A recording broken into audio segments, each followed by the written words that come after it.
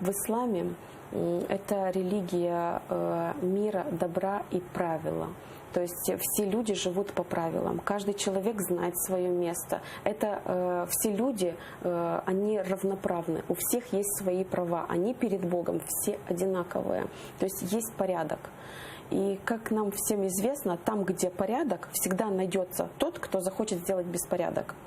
Так вот, в Крыму очень много мусульман, и они живут в порядке, у них все хорошо, вот в плане мужчина, женщина, то есть каждый знает свою значимость, и каждый знает, что перед Богом мы все одинаковы. Но вот есть люди, которым они не могут управлять порядком, им нужно создать сначала беспорядок для того, чтобы можно было управлять людьми.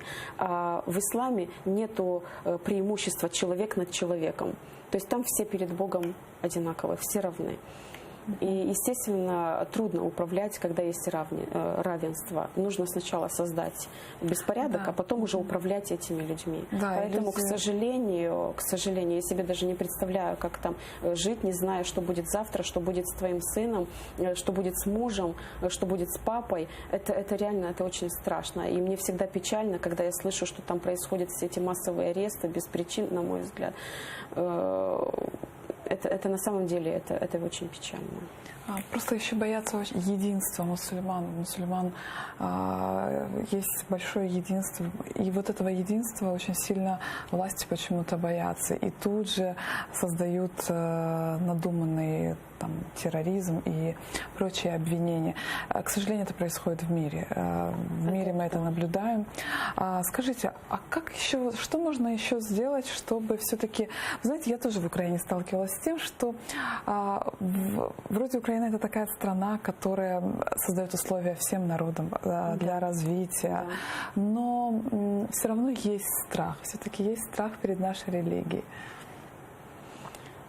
Лично у меня страха нет. Я горжусь тем, что я мусульманка. Я горжусь тем, что я украинка.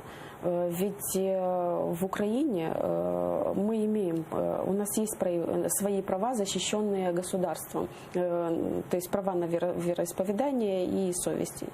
Поэтому, что я могу сказать? Мой муж украинец, мои дети рождены в Украине, дочка и сын, и старшая дочка, 3 детей моих рождены в Украине. Они ходят в украинскую школу, ходят в украинский садик.